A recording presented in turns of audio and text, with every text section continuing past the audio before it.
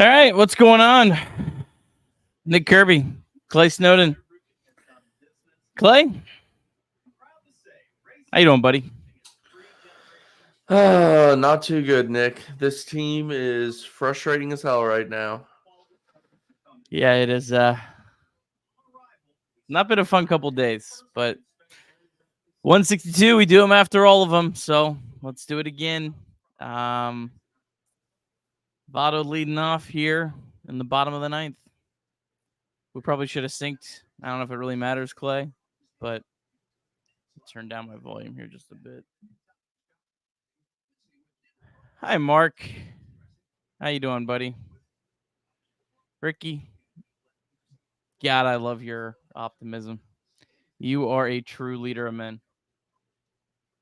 Is it raining tomorrow? That might be the greatest thing to root for, if I'm being honest. Yeah, for Check real. the weather. Oh, we got rain in the forecast. Uh-oh. Uh-oh.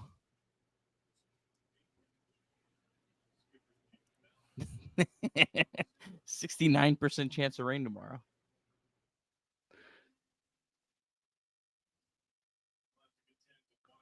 Where are we at? Where's our hourly here? Getting a lot of ads.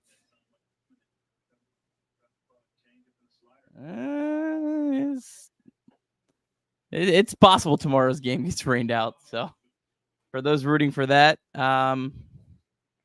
yeah, that's a possibility. Clay, would you like a rain out tomorrow? Yeah, I absolutely will. I would love a rain out tomorrow. Never rooted for something more in my life.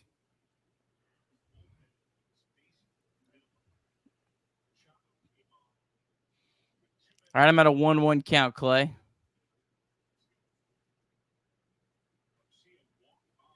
I'm on a commercial break still, so You're still on a commercial break. yeah, dude. Bally Sports, man, great app. How the hell are you still on a commercial break? I'm on a 2-1 count, brother. I'm on it. It just came back. I don't know what to tell you, man. who cares if I have a slight delay in watching this team? I'm not in any rush to watch them.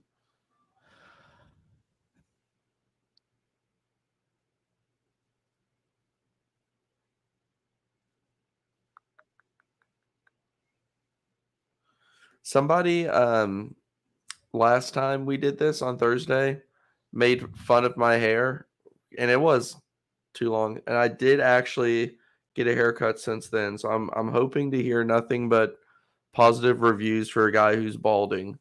So everybody needs to check out the haircut. I think you look fantastic. Thanks, Nick. That means a lot. Hey, no problem. All right, well, now the Brewers just lost. So there's that.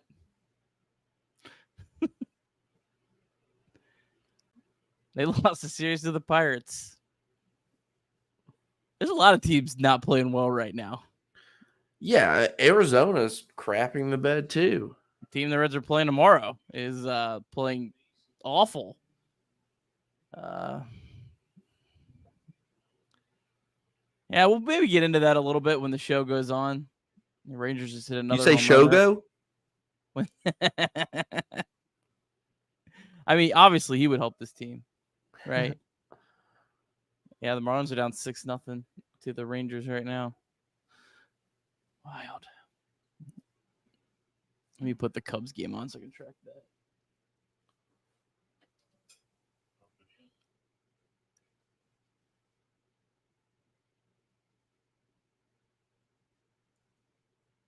I don't know, folks. I don't really have a whole lot. We'll get into it when the show starts. I'm trying to give you something wise. I don't got a lot right now.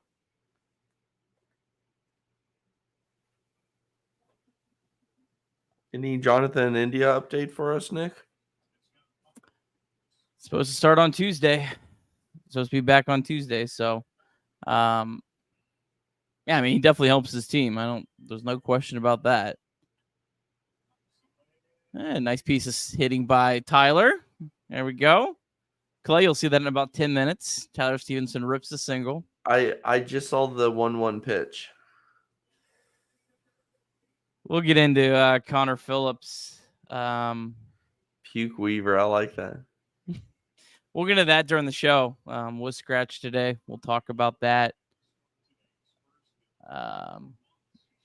I don't know. I'm just really speculating. Not something I really like to do, but I wish sometimes these minor league teams, Clay, there's not a lot of information. You really. All right, Sitzel. Oh boy. Tying run at the plate. Tying run for the Reds leader in home runs. Oh boy. I'm done with Nick Senzel.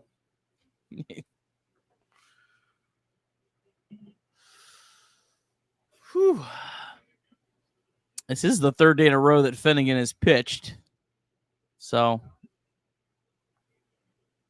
I don't know. I still haven't seen the Tyler Stevenson single. Oh, my gosh.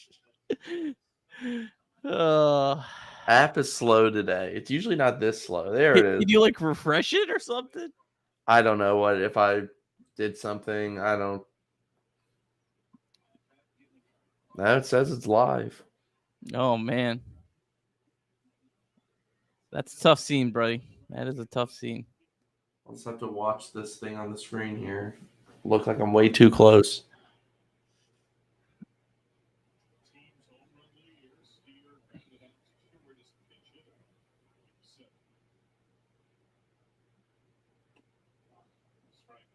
Healthy cut.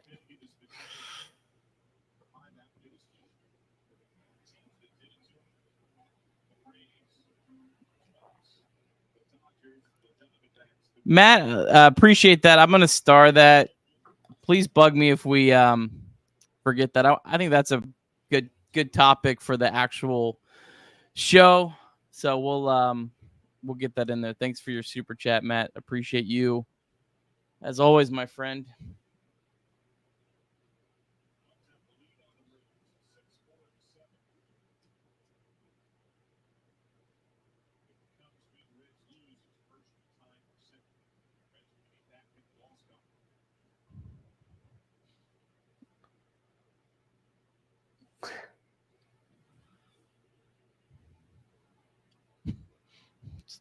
Sir Boy, I cannot recommend that. That's not a good idea. Mix it with some water, you'll be fine. Hey, whoa. This is on the internet, Clay, for all the world to see. Stop encouraging that.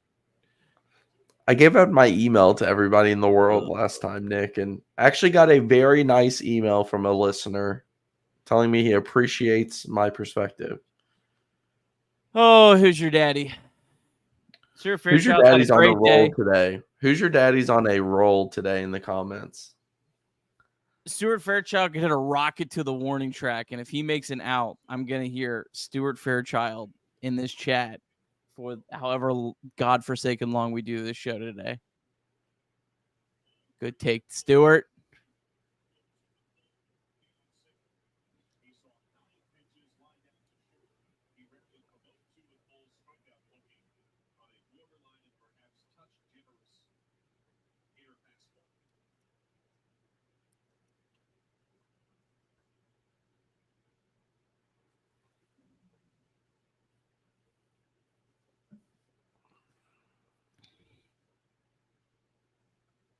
Have you saw the Steer strikeout yet, Clay? 0-2 right now to Steer. Oh my gosh.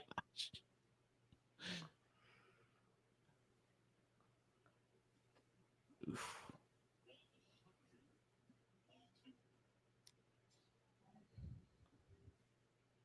Bad strikeout.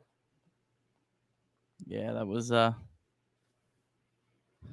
tough at bat.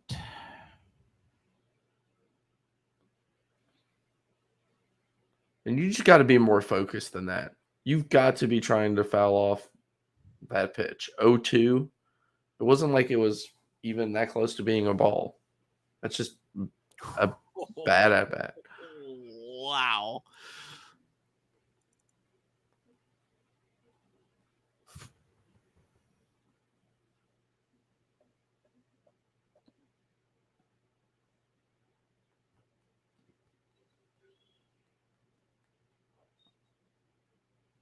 Game.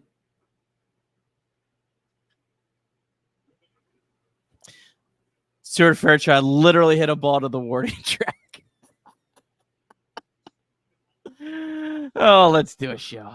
High drive, left center field, racing back to the Laurent Bourgeois. The Reds are National League Central Division champions.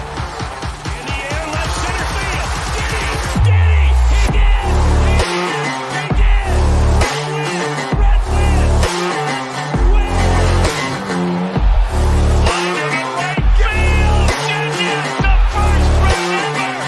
With 4 home runs in a game. Can you believe it? In the air, down the right field line. Doesn't have a chance. The Reds have won on a 3-run home run on opening day by Ramon Hernandez. A strike away and out away is Homer Bailey. Ground ball to third. Frazier gloves. Throw to first, and Homer Bailey, for the second time in his major league career, has tossed a no-hitter. Oh, gosh. Are you kidding me? Holy Moses, the second player in major league history to hit 7 home runs in the first 10 games. In the air, and the Reds win it. What a dream beginning to the career of Jay Bruce.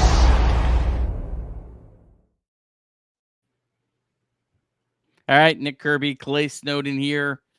Chatterbox Reds live post game. We do this after all 162 games, and it's been a tough week for our beloved Cincinnati Reds. But I'm joined with my friend Clay Snowden. We'll try to have the best time that we possibly can.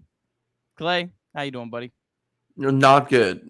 Not good. This has been a bad stretch of Reds baseball, and what would have been a great weekend now is just sour. Yeah, no question about it. We were looking at the Nats as a team. Hey, maybe you can sweep them. Definitely hoping you can take 3 of 3 and end up getting swept. So we'll break it all down. We'll talk about what's next. We'll talk through some of the players. We'll answer your questions if you have them. But let's start off as we always do with a box score recap. So Reds Nats Sunday afternoon series finale. It was Lyon Richardson on the mound making his big league debut, and couldn't have started any worse. C.J. Abrams, he ambushed Lyon Richardson, hit the first pitch of Richardson's big league career, a 96-mile-an-hour fastball up in the zone, 402 feet into the sun moon deck. Then the next batter, Lane Thomas, he also ambushed a 97-mile-an-hour fastball up and away, 406 feet to straightaway center field, and it was 2-0. From the Elias Sports Bureau, in the pitch count era, that started in 1999, Lyon Richardson, the first major league pitcher to allow home runs on each of his first 2 career pitches. Lyon was pretty understandably a little hesitant to the next batter. He walked Joey Meneses on a 3-2 pitch that StatCast said should have been a strike, but it was very much a borderline pitch, well within the margin of error. Lyon then gave up a weak single to Keibert Ruiz. Thom Smith hit a weak grounder to Joey Votto for the first out, but it did move the runners to second and third. And then Lyon gave up another weak single to Jake Alou that just snuck through the drawn-in infield. That made it 4-0. The single hit by Alou had an expected batting average of .050. Lyon, to his credit, he did settle down nicely, and then he got through 3 innings without allowing a runner hit. Only expected to go 3-4 max today for the Reds. Bottom of the second, Reds did fight back. Joey Votto hit a solo home run. It was just 357 feet to left field as the wind kind of carried it out, and it was 4-1. Then Tyler Stevenson and Will Benson each drew walks, and then Stuart Fairchild had a great at-bat, fell behind 0-2, and then ended up ripping a 3-2 single at 103 off the bat to make it 4-2. Bottom of the third really looked like the Reds were getting something going. TJ Friedel homered for a second straight day, 104.7 off the bat, 386 to right field. That made it 4-3. But then in the top of the fourth, the first Reds relief pitcher, Buck Farmer, gave up a run, and that made it 5-3 Nats. The game really stalled after that. Reds offense went cold, but the Reds did get some good pitching performance from the bullpen. Sam Moll retired all 5 batters he faced with 2 strikeouts. Fernando Cruz struck out all 5 batters. Alex Young got hurt after only retiring 1 batter in the 8th inning. That prompted Lucas Sims to come in a little earlier than expected. Sims gave up a run, and it was 6-3 Nats. Reds did bring the tying run at the plate in the bottom of the 9th. Stuart Fairchild hit a ball to the warning track, but it was the final out to end the game. Reds lose 6-3. Reds have now lost 6 straight games, tying their season longest losing streak, which they've done twice already this season. Clay, let's start off with this. Where are we at with the Cincinnati Reds right now?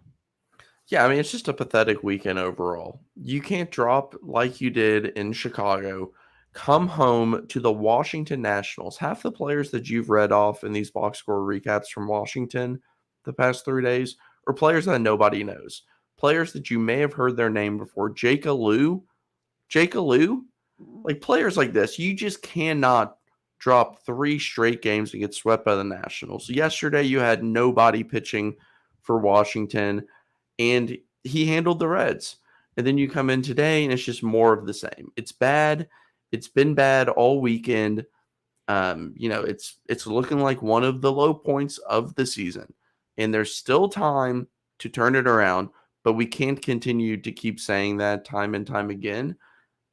It's games like this today, like you just have to find a way to steal this. You have your, debut pitcher today coming up, getting hit pretty hard in that first inning, 2 back-to-back home runs. You got to find a way to scrap back and win. You just have to. And the bullpen pitched decent enough to win the game, but it just didn't happen. And it's just, I just feel like I keep saying that about the Reds the past week or so. Start off with Lyon Richardson. Obviously, this is a tough spot for him. I mean, a guy that started the year in Daytona, but he worked his tail off all year, pitched well at every single level. Obviously, the first 2 pitches just is brutal as you could. I think it was a good job by the Nationals scouting department to be ready for that. He did settle in pretty well after that. I thought he pitched really well after that. The other 2 runs, I mean, that was just pretty brutal luck, to be honest. He did walk 3 batters, but overall, I thought it was overall a fairly positive outing from Richardson. I definitely would like to see him given another shot, especially since you could use him on Friday after a day off against the Pirates. Where are you at on Richardson? I thought he was okay at best. I mean, he gave up 2 home runs, like not the end of the world, whatever, first time pitching, but 3 walks and only 2 whiffs all day is not like 2 whiffs is just not going to cut it. As unlucky as he got at times, he also got lucky at times. And when you're not causing any swing and misses, I think that there was 28 swings and only 2 times the batter missed. And you can't be walking guys like, Alex Call or, whoever this is. Like, I get it's your first outing. I know he's really talented. I love what I've seen in the minors when I watch him. And I do want him to continue to make starts. But I also don't think that it's like this moment of praise for him. And we can't just eliminate the bad stuff, because that did happen and they did fall down early because of it. Signs of promise to an extent. Want to see him start more, but you can't be giving up back-to-back home runs. You can't be walking 3 batters, and you're going to have to find some more swing and miss, which I do think will come over time. Yeah, it was surprising to see him, only have those 2 whiffs, like you said, a guy that has just struck out a ton of batters in the minor leagues all year long. That was a little bit surprising to me. I thought there would be maybe a little bit more of that. I think he was also maybe a little hesitant after the first 2 batters hit pitches that weren't terrible pitches. It wasn't like they were, fastballs right down the middle of the plate. The first one especially, CJ Abrams. Yeah, I think, what do you have, like 2 home runs coming into the game? No, he has like 10 or something. Does he have that many? Okay. Yeah. Little better than I thought, but obviously not known as a, I guess maybe the TJ Friedel equivalent. You wouldn't expect him to just come out first pitch and really just crush one out. Yeah, so that one shocked me. Yeah, that I was as shell shocked as Lion on that. I was like, oh man, what is going on here? But yeah, we'll see. I know everyone now is Connor Phillips. Connor Phillips was scratched today. I don't have any other information on why he was scratched today. Christian Roa ended up pitching. I don't know if it was just giving him some extra rest. I don't know if he's taken over for Luke Weaver on Tuesday. I would with Connor Phillips. I wouldn't be against the Reds calling him up by any means, but I would caution people. He's walking over 6 batters per 9 innings at AAA. So Lion Richardson wasn't walking anyone. And you saw him struggle a little bit with walks. Connor Phillips has been awesome, but there's no guarantee that he's going to come up and just have that Andrew Abbott success. That's not normal. So could he help? Maybe. Could he absolutely struggle and not make it through 2 innings? It's also very possible as well. Yeah, and we talked about this on Thursday. Like, this is part of, when you don't acquire a starting pitcher at the deadline, you're going to have to potentially rely on these rookies more. And I'm not saying one's better than the other or one strategy is going to work better than the other. Like, we could debate that all day. But Connor Phillips is not coming up and saving the season for the Reds. It's just not going to happen. He's a really talented prospect. He is not a really talented, established major league starter yet. So this idea that you can just call him up and he's going to have a 3.25 ERA and help the Reds get to the postseason, like, yeah, it's possible, but it's far from likely. And I think that if he were to be called up, it's exciting to watch and follow, and it's something more interesting than Luke Weaver, and I think he's better than Luke Weaver, but I just don't think that it's the same as adding, like, how people like to say, like, oh, getting Hunter Green back is the trade deadline move that the Reds need. Like, I don't want to insert Connor Phillips' name in that type of a sentence.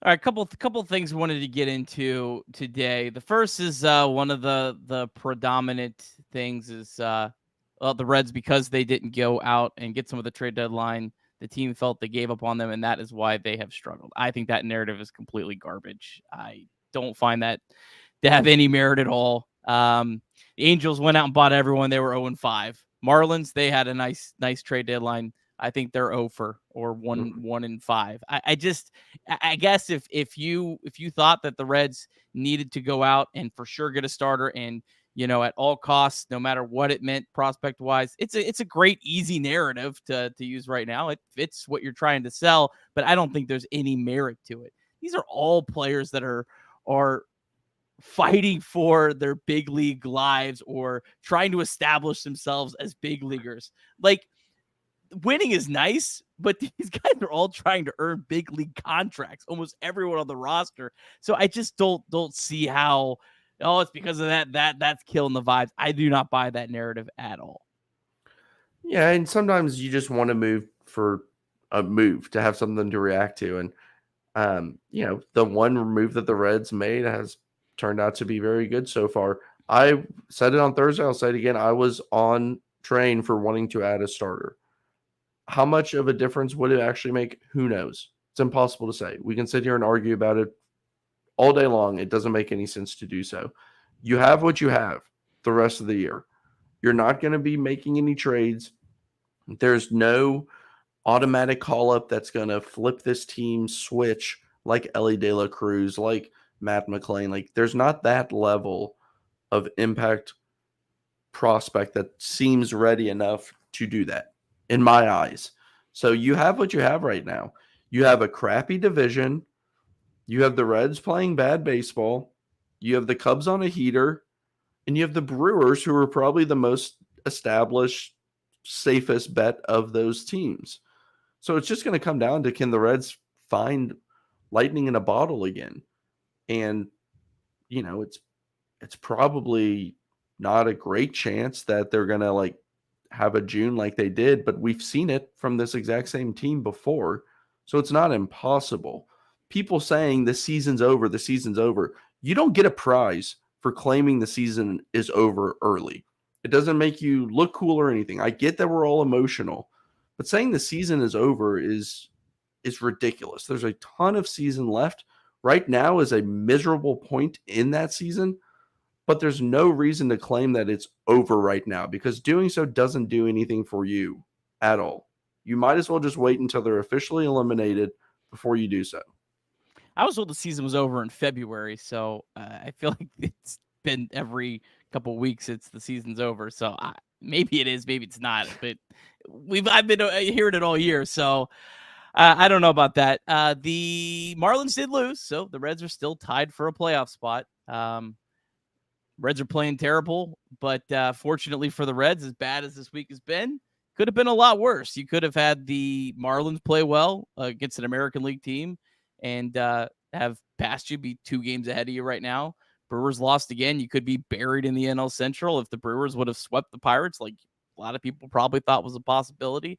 So, yeah, I mean, the Reds have been given an opportunity to hang in this race despite playing a absolutely terrible week of baseball. And this is the Reds' third 6-game losing streak of the season. So we've been through this. This isn't the first time they've lost 6 in a row. May not even be the last time they lose 6 in a row. This has been a streaky team all year long. And a lot of that is you have a very, very young team. I do think this team is in some ways exhausted with all these rookies. I said that yesterday. They got 3 off days coming up. I think that is incredibly needed. These are all players. Almost the entire lineup is full of players that have never played a 162-game season. And I think John Sadak really said it during the broadcast. There was one really good rally where you had Benson and Stevenson walk. Then Fairchild had that really good at-bat where, he grinded out and hit that 3-2 pitch for a single. And Sadak brought up the point of when the Reds are at their best, they are grinding down the other team. And they did do some of that today. They actually did get a pitcher out for the first time, and it feels like forever before he made it through 5 innings. And that's really been when the Reds have been at their best this year. They are grinding out the other team. And Sadak said it's felt like it's been the opposite of late. It feels like the other team's been grinding down the Reds. And I think he couldn't have said it any better than that. That's what it feels like. The Reds need to get back to that. Good follow. Matt Wilkes pointed out just a minute ago on Twitter about how the Reds walk rate is significantly down in the second half. Yeah. And I think that's what this team has to kind of get back to, is that absolute just grind out every at bat. And I think there just hasn't been enough of that lately. Some of that was playing the Brewers so many times in a row with their good pitching that just found ways to dominate the Reds. And I feel like it's kind of, they haven't recovered yet from that. And they're pressing. When you start to struggle, it started with that Brewer series, and then you start to struggle. You try harder and harder to make things work. That, you see a fastball up in the zone that might be an inch or two out of the zone, but you like high fastballs, so you cheat a little bit trying to get out in front of it and get a cheap hit because you haven't had a hit in 3 days, and it just doesn't pan out. You're not taking walks. You're not getting on base. You're not moving runners over. The Reds aren't stealing bases like we saw at one point in time. I don't think has Ellie stolen a base in 2 weeks or something, 3 weeks, whatever it was. Like, we're not seeing them run at the same rate. Like the small ball Reds that were all grown to love, it's just not there right now. It's just not clicking right now. Doesn't mean it can't. Doesn't mean the season's over. It just means that they have to get back to the fundamentals of this lineup. And maybe that's a lineup shakeup a little bit. Maybe it's time for that. Hell, you just lost, 6 in a row? I think it's okay to change the lineup some. I think it's okay to change the batting order some. You want to move Ellie around. You want to try Matt McLean somewhere else. Whatever it is to spark the lineup. That happens on Tuesday when India comes back. Shake the lineup up. Shake the batting order up. Try something different because it's just not working right now. Yeah, I mean, they did that after the Brewers skid, right? They switched. They moved Ellie the leadoff spot. That did result in the Reds winning 5 in a row at one point. I mean, I don't think that's a cause and effect thing. I think more often than not, that's probably just positive regression as opposed to some negative regression. But I'm not against it. I'd have no issue with that. India would be a convenient time, him coming back to switch it up.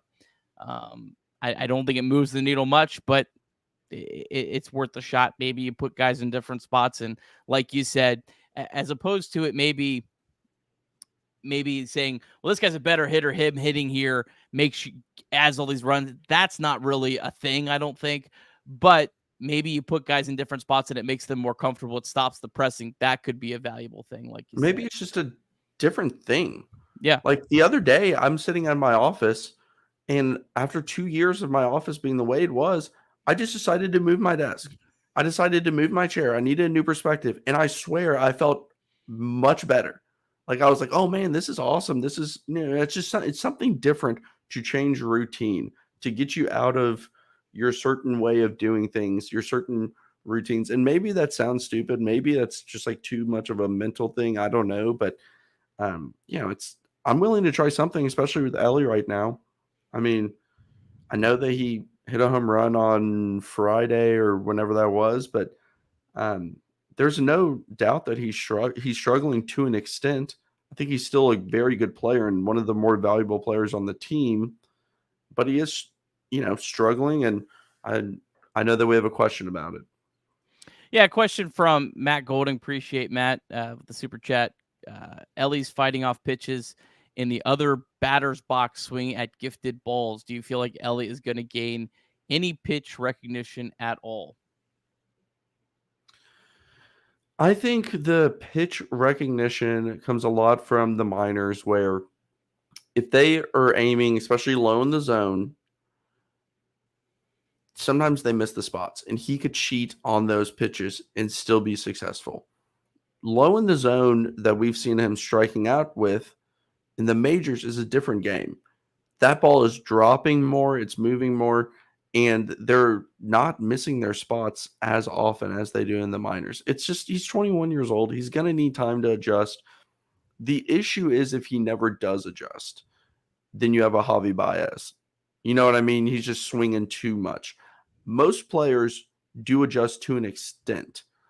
Usually when you strike out a lot, there's a high chase rate, yeah, but there's also a lot of swinging and missing in the zone. And for Ellie, I think a lot of it has more to do with just thinking too much about pitch recognition and trying to find a fastball. Like he seems a little bit uncomfortable right now. And he's always going to have swing and miss to his game. So that's why the pitch recognition and laying off pitches outside of the zone is going to be really important for him if he's going to get a K rate that's at least, manageable. Yeah, he did have one good at bat in this game. It was the third time he had faced Jake Irvin, so maybe it was something after seeing a pitcher for a third time. Did have some success at an 8-pitch at bat. Ripped a curveball, ripped a single 98.4 miles an hour for a single. So that was good to see.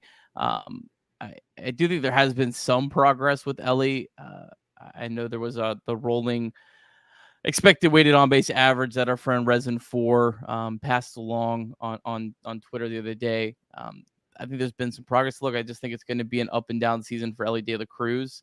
I think at some point, though, he's going to put the Reds on his back, and we're all going to be like, it's going to, I feel like with Ellie, when it does like kind of click for him, it's going to feel so like simple.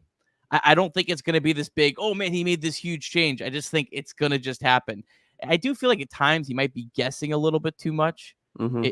You see him taking a lot of strike threes or even, strike 1 or 2, just taking a lot of pitches. And you're like, why did he take that pitch? And the only thing that makes sense is that he guessed wrong. Yeah, and sometimes it looks like he's trying too hard to hit the ball out of the ballpark with his cuts. A simpler swing may help him try to just, foul some pitches off and stay alive and work the count. And maybe he ends up finding a mistake pitch or a pitch that's easier for him to handle. But at times those cuts are just a bit long. Yeah. Let's talk about something a little more positive. TJ Friedl, another nice night, 2 for 4, hit a home run in his second straight game. Now 10 home runs, 20 stolen bases. If there was one positive right now in the Reds offense, it's TJ Friedl really starting to look like the TJ Friedl we saw in April, May, and June, and not the TJ Friedl that we saw in July. Yeah, he's looking a little bit better here. And the fact that TJ Friedl can be a 10 to 15 home run type player for you really helps his value. Because if he's less than 10, you need him to bat above 290 to really be a everyday type player. But he's adding enough pop, stolen bases, plays a good enough center field that, like, I know that there's some discussion about him being like the long-term center fielder after he struggled for like a week or two, and Nick tweeted out his OPS like every month since he got recalled last year, and it's very good. So I think that he has a place on this roster long-term, and him just finding his stride again this season could really help, especially with the rookies who may be struggling a little bit. Yeah. Let's talk about something else. Shift gears a little bit. I saw a lot of about David Bell. David Bell, since the extension, again, I think that's about the same as the no trade deadline. I don't think that means anything. I thought David Bell had a terrible game on Friday. I was very critical of his decisions on Friday. I think overall David Bell has done a good job. Again, I mean, does David Bell not get any credit for taking a team that was supposed to win 65 games and having them at 59 wins on August 6th? Does he not get any credit for that? Does he not get any credit for all these rookies coming up and having some success and being comfortable and all those kind of things? I feel like David Bell never gets any credit from the crowd that hates him when the Reds have success, and gets piled on when there's a week like this. Yeah, first off, I think that like managers in baseball play the least factor of any like head coach in sports. And at the end of the day, like you said, like David Bell probably doesn't have like a huge factor in how many total wins this team has. It has so much more to do with the players than the manager. And I think that you said it perfectly, where he doesn't get any credit. He only gets crapped on, really. And to me, I think he's fine. Like, I don't think that he's anything special at all. I think he is the ultimate replacement level manager. There's very few times where I say, wow, that was extremely smart. And there's a lot of times that I also say, wow, that was really dumb. And, Will Benson not being able to pinch hit because he pinch ran the other day and stuff like that. That's a little bit confusing to me. But at the end of the day, like, I think that there's worse managers than him. And I think that there's better managers than him. I just don't really understand the echo chamber of yelling about him every game. I honestly feel like most people that don't like David Bell are probably going to not like any manager for the Reds. I also don't think there's a lot of managers across baseball that are necessarily universally loved by their fan base, right? I mean, you're a guy who follows a lot of teams. I know Dodgers who have had as much success as any team in baseball. They all hate Dave Roberts. Yeah, everybody hates the manager. Everybody hates the manager because everybody sees the vision after the moves. Oh, why did you bring in the lefty? He gave up that home run. Well, because it was a lefty on lefty matchup, whatever it may be. There's just so much to do with managers and everyone hates them. I mean, you can go to any account, start following fan accounts for other teams, and you will see that about every single manager. All right. Two relievers that pitched really well today deserve a shout out. Fernando Cruz. How about him striking out? All 5 outs that he got were strikeouts. Fernando Cruz, when he looks really, really good, or when he's good, he looks really, really good. Yeah. When he's bad, he looks really, really bad. Overall, though, with the expectation level for Fernando Cruz, I think he's pitched really well, especially after kind of a slower start this year. I think he's been a pretty reliable pitcher, especially when he's like the 4th or 5th best option. Yeah, he's fine. He's fine. He can be your last guy in the bullpen. Like you said, when he's good, he's really good, but there's often times when he doesn't have it. And that's the volatility of many bullpen options. I think he's just perfectly fine. Like, I don't necessarily want him going forward like next year or anything. I think that if you can upgrade and get a really, really strong bullpen, that's going to help, especially with how many rookie or first year and young pitchers you will have in the rotation. Super chat from A. Willis. Appreciate you. Those Brewers games where they got rung up on every single borderline pitch changed the Reds' approach, and they've never recovered. Yeah, I mean, we talked about that a little bit. I think the Brewers did deserve a lot of credit for their framing. That is a skill. So I think they deserve some credit for that. I do think that there's some validity to that. I think that was definitely a reason why the Reds struggled against the Brewers, and it could have had some effect after that. Kind of at the point of the season now where you got to put that in the rearview mirror and find a way to get past it, though, because there's nothing you can do about it now. Yeah, I mean, there's just you've got to find a way to move past that. Yeah. Other guy in the bullpen, Sam Moll. Man, he's looked like an absolutely great addition. Pitched perfect inning in 2/3, struck out 2 batters. I don't think he's given up an earned run so far for the Reds. He looks like an absolute weapon for the Reds, and with Alex Young going down, probably going on the IL, it's very rare you see a pitcher not get through the 3-batter minimum and not go on the IL. So Daniel Duarte, who probably just got to Louisville, probably get turned right back around and get an opportunity to come back up because he's replacing an injured player, doesn't have to wait 15 days. But Sam Moll has looked really good. Yeah, he has, and he's going to have to play a huge role now with Young being potentially out. We don't really know, or at least I don't know if you've seen anything since the end of the game. I imagine there's no announcement, but if he's now the primary and only lefty out of the bullpen, man, he's going to get tons of work. So that may look like a trade that ends up being a good trade. Joe Boyle ended up striking out 8 in his first outing in low A. I believe it was low A or high A in Oakland system. Good for him, wish him nothing but the best. But Sam Moll's looking like a great addition. I guess Duarte is the one to come up. That makes the most sense. He's been pitching pretty well, and he just had options is really why he got sent down. But man, I like the 2 lefties in the bullpen. I'd like to get another one, but there's just slim pickings. Yeah, I mean, Alex Young wasn't necessarily a true lefty, because he did kind of have some reverse splits where Sam Moll is a bona fide lefty that can get left-handed batters out, but we'll see. All right, let's talk about the Clay. You got any other final parting thoughts about this series other than just you better turn it around. Not you, but they better turn it around quickly. Yeah, you're not gonna keep getting help like this for very long. Yeah, and you can't afford to fall too far back with a team that's full of rookies and a team that hasn't really been there before and a team that's playing the most games. Like, a lot of these players have not played this many games in their life. Like, you got to stack wins when you can, especially against teams like the Nationals, but they just didn't. So now you've got to play a little bit from behind, but there's still time to do it.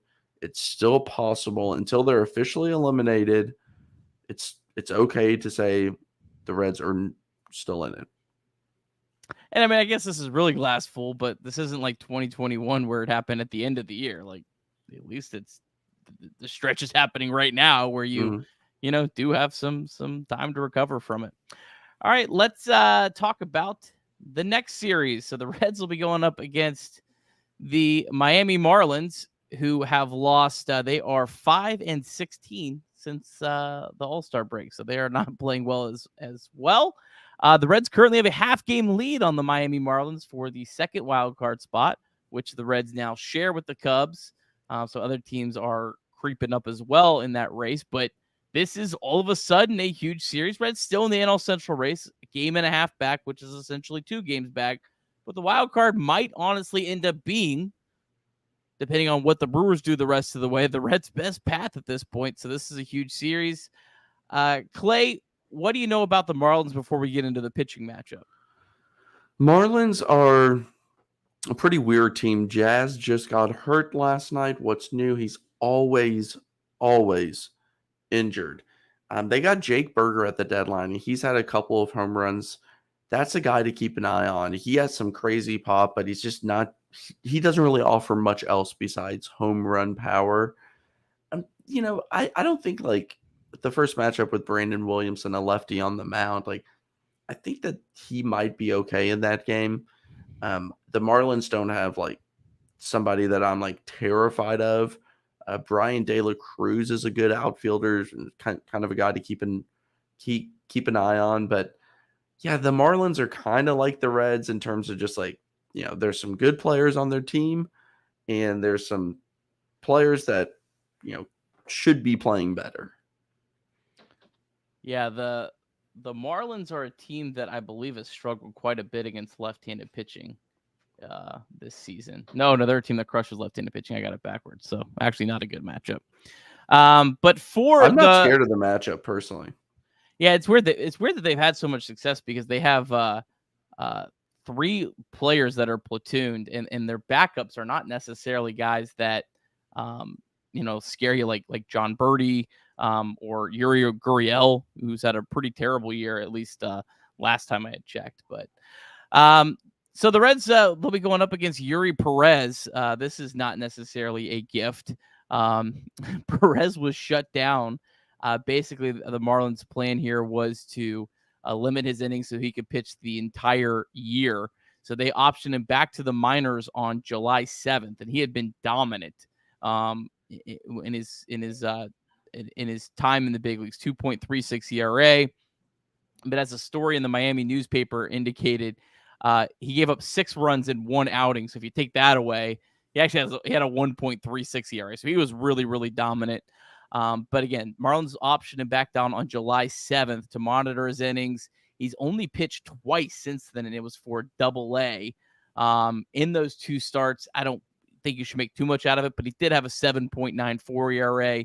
Only 1 walk and 12 strikeouts, though. So, again, how were those? He had 8 hits, but were they, was it bad defense in the minor leagues? There's a lot of factors. It's him not worrying about it because he's pissed that he's in Pensacola instead of Miami right now. So he's an absolutely fantastic pitcher, extremely, extremely talented and young. I think he's really only had 1 blow-up start in his in this rookie season of his, if I'm remembering correctly. But he's somebody who could come in and strike out 10 guys. Like, he has that type of stuff. Really talented player. He's a lot of fun to watch too. The Reds are going to have a tough matchup against him, no doubt. Yeah, consensus top 15 prospect in all of baseball coming into this year.